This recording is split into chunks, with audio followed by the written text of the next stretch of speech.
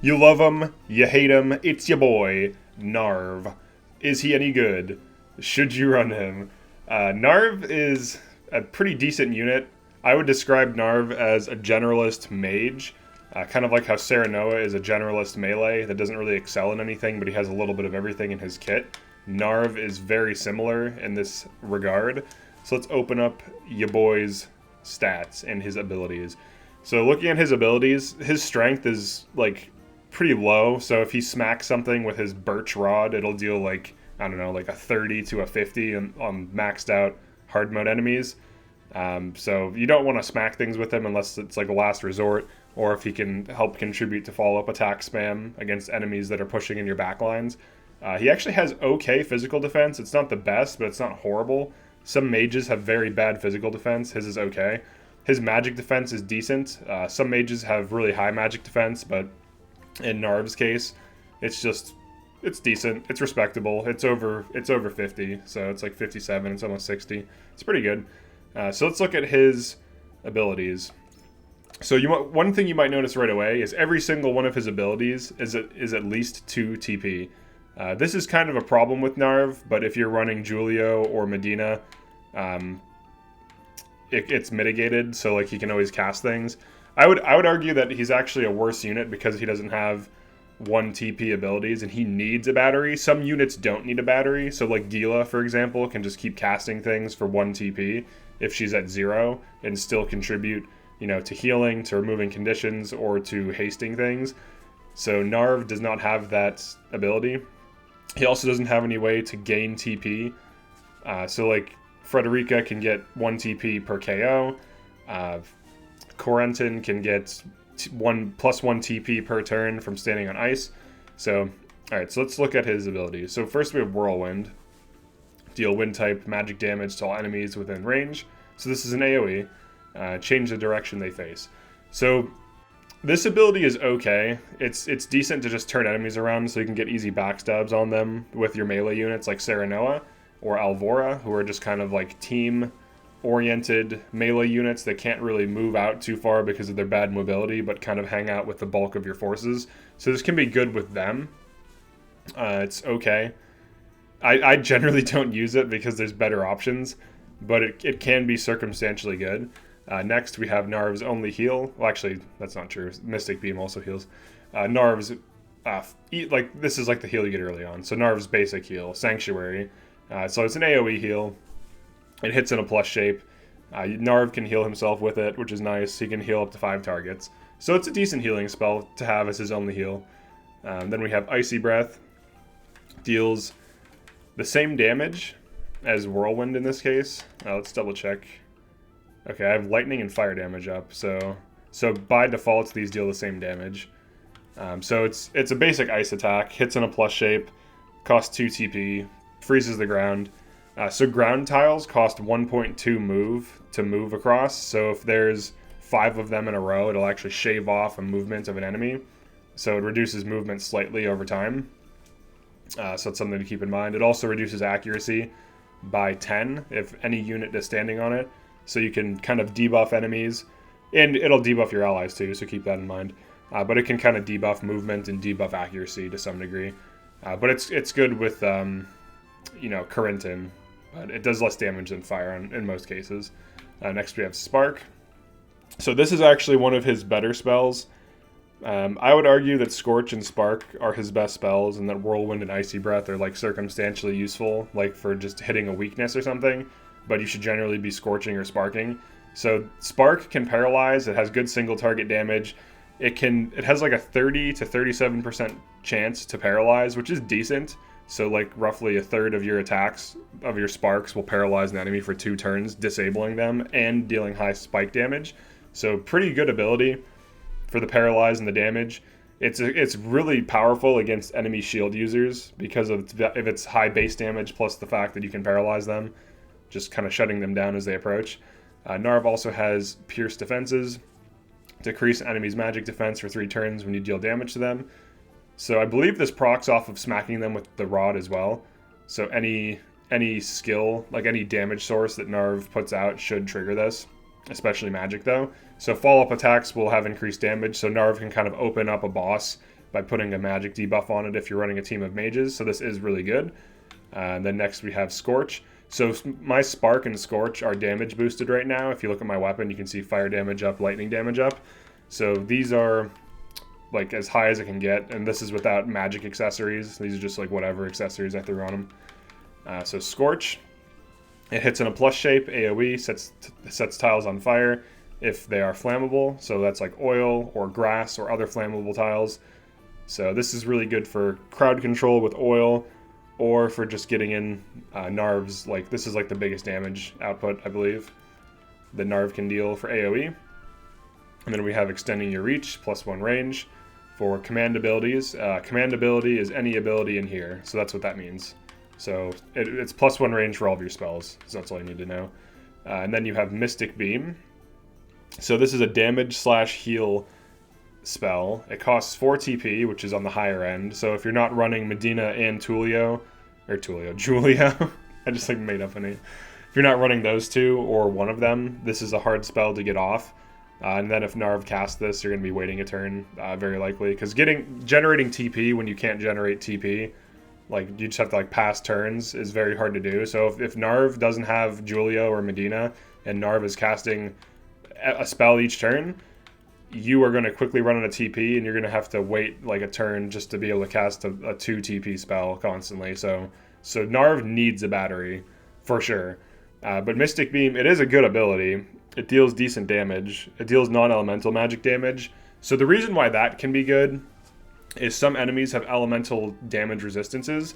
So dealing just non-elemental magic damage just checks their magic defense before damaging them. So if an enemy, like for example, if you use Scorch on an enemy that has resistance to fire, it would deal less damage. So non-elemental magic damage is better than elemental magic damage. And then also it heals allies. So if there's like allies sandwiched in between enemies and you hit them with this, it'll heal them and then damage the enemies that are in the path, you know, so pretty useful. So let's go to the upgrades. And then we'll talk about Narv as a unit. Alright. Where are you? Down here? Or did I pass him? I don't recognize the sprite of Narv. It's like, it has like a weird, it's like a wizard with a hat. There he is. There he is in the corner there. Okay. Alright, so we have a fully upgraded Narv. It's pretty cheap to upgrade Narv. He only has 2 rank 3s. So the more rank 3s you have, like units that have 4 rank 3s end up costing like 3k plus like 20 superior resources to upgrade. It gets really annoying. But Narv is pretty easy to max out. He essentially only has 10 things to upgrade, so it's very cheap to do so. So that is a point in his favor for sure. You can max him out fast. He has 2 ore options for flexibility, which actually is very nice. Okay, so first we have +5 damage. So this also causes you to restore more HP, and it says weapon potency. So this should also scale your magic damage. But at minimum, it also increases your healing, which is good because Narv can be like a secondary healer. So even if it doesn't scale your magic damage, you want to run this for the healing because you're going to be using Sanctuary a lot, and Sanctuary is a good spell. So increasing your healing twice, you want both of these. And then increasing your health, this is decent, you can run it. I mean, you want to, because a lot of mages get killed very easily, so having as much health as possible is good. Then we have defense, physical defense, magic defense 1. These are okay. +1s are fine, you can run them. You want as much health and defense on mages as you can get, so you should probably get it if you plan on running Narv. Next we have either increasing fire or ice damage. So once you unlock one, you unlock both, and you can switch as needed, which is nice. So if you're on a map with a bunch of fire resistant enemies, you can just switch to damage up ice. So that's pretty useful. Same thing with wind and lightning. You can switch between the two if you have a bunch of lightning resistant enemies, or you're on a map where it makes more sense to flip enemies around to get a bunch of like guaranteed back crits from your melee units. You could switch this so you get more chip damage in. Or if you want to just focus on disabling single targets with 30% proc rate of stun and hitting hard with a single, like hitting a single target hard with a big spike, this would be better. So they're all good, to be honest. Like Narv has a pretty good kit. And then we have Magic up 2, just +2 magic, which is good. Increases your damage and healing, your magic damage and healing. And then Mystic Beam. So honestly, looking at Narv's upgrades, Narv has this problem. Narv is a good unit. I'm not saying Narv is a bad unit, but Narv has 2 fundamental problems. Actually 3. The first one is you need 2 TP at minimum to cast things, so you have to run a battery. That's the first problem. And these are solvable problems. I'm not saying this means you can't run Narv or Narv is a bad unit. That's not what I'm saying at all. I'm just saying that we have to keep this in mind when you're running Narv. So like Narv needs a battery. Narv's upgrades are kind of on the weaker side because like if you look at some other units' upgrades, like even just Medina, like her damage, she gets +20 damage. She gets some more health.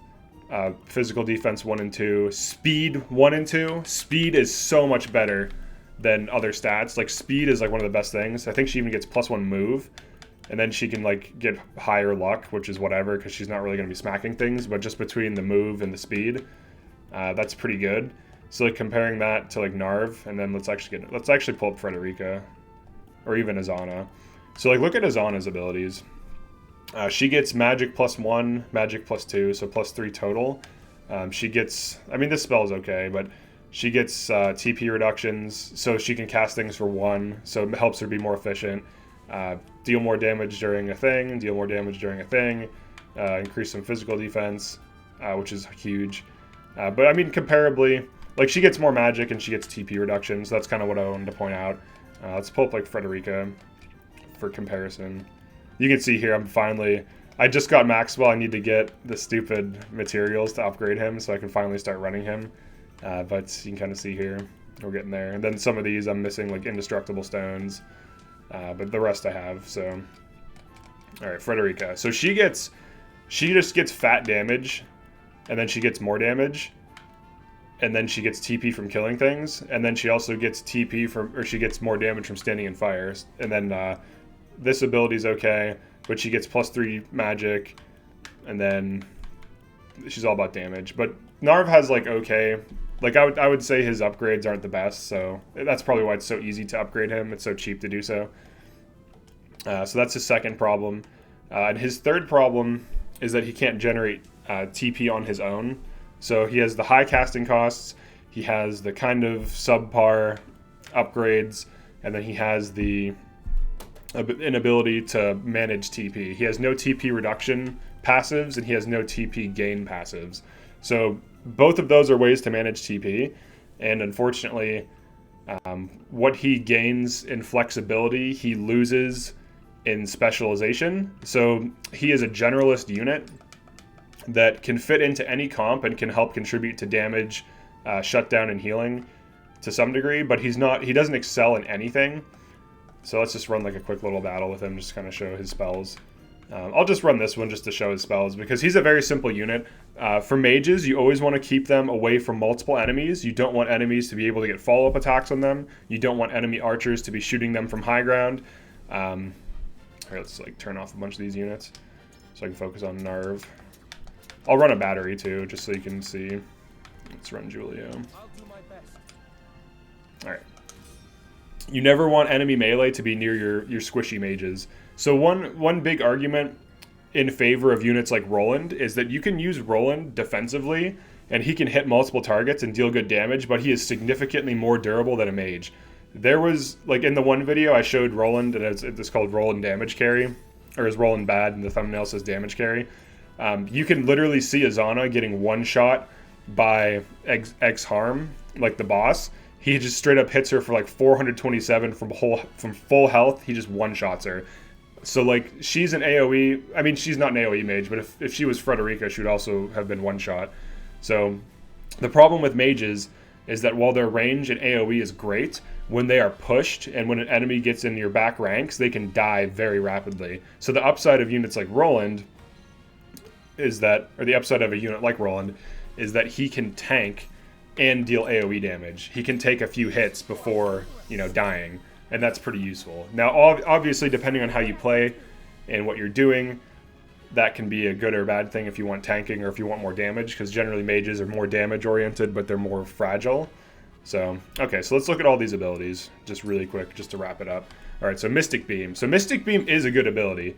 I can deal all, like, obviously these are low-level enemies, but I can hit quite a lot of enemies, you know, with this ability and heal allies. So, like, if you have tanks out in front, this is a very good ability with a battery. So just this, I would say, makes Narv quite good. Let's just, like, skip through some turns. Got our boy Julio coming up.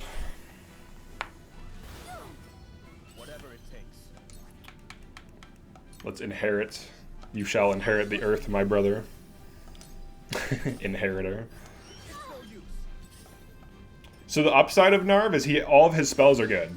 He doesn't have a single spell that's bad. All of his spells have some use case, and he has a mix of everything. So you can't go wrong running him. So let's show Whirlwind. It's gonna kill them, but you can see the range. The AOE on this is quite good actually. So if there's a bunch of enemy melee pushing in, he can flip them around while damaging them, and this is pretty big AOE. So he has quite good. Then here's Sanctuary, heals in a plus. Icy Breath, pretty good range, especially with extending your reach. Here's Spark, it's single target spike damage. You can see here 37% paralysis. It's 30% against level 50, so something to keep in mind. Next we have Scorch, also a plus. So all of his spells except for Spark are AoEs. And Spark is a great single damage or single target spike. So he has a good spell list. He just needs a battery. And he's a good unit overall. I would say he's worth running. Just because he's so versatile. He can do everything. So he even works well with Corinton because he can help with creation of ice to help manage TP. Because Corinton gets +1 TP on ice. So that can help him be a battery. And then just smack this. But to wrap up, he's a good generalist unit that needs a battery. Just like with most mages, he wants to be on the back line and not get surrounded.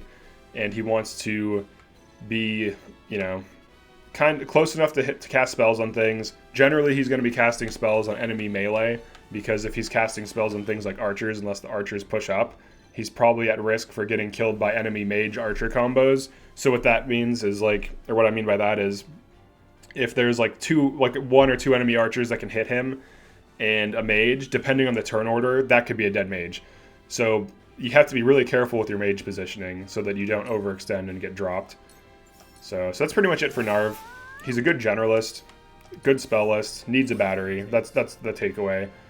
Keep him safe, like with all mages. And I'll do a video where I go over like how to position units specifically and like where they want to be in a fight, and I'll use different maps as an example, because obviously on this map there's no high ground. It's very simple. It's a small map. So positioning is kind of more extreme. So this is like an extreme example of positioning. But other maps where there's high ground and like, you know, narrow hallways and stuff like that, and like, you know, places you can body block, it's a different situation. So positioning will change depending on the map. But that's it for this one. If you enjoy these videos or if you find them useful, definitely leave a like and subscribe. I'm going to be making a video for every single character in the game. Right now I'm going to be unlocking Trish, so if I open up my roster, I still need to max out Maxwell's weapons, some other units' weapons, these two, and then for upgrades, I'm getting there. Like, I have most of my units upgraded, so I've been grinding out the one thing for money. So for units I've done the tutorial for, like I don't need to unlock this to know what it'll do. It'll heal something. So like for things like this, it doesn't really need to be tested. I guess I could do it to go over the heal amount, but the Serenoa video is done, and I feel like I covered him well. I always make sure to unlock these abilities now, because I didn't do that for the Huette video. But from what I understand, her unlocked ability is not that good anyways. But it still helps it to cover it. But you can see here mostly some people are maxed out. Gila getting more attacks is whatever. This is a pretty good ability though, being able to recover. This is very useful. This actually bumps her up to be like hardcore utility, but I have quite a few units that are like maxed out or getting close to there. So now for what I'm going to do now is I'm going to max out the unit and then do the tutorial to make sure I have every aspect of them covered. But aside from that, definitely drop a comment if you have anything to add, or if I missed anything, or if you just want to voice your opinion on the video or the game in general, whatever. It's all good. So yeah, thanks for checking this out, and I'll see you in the next one.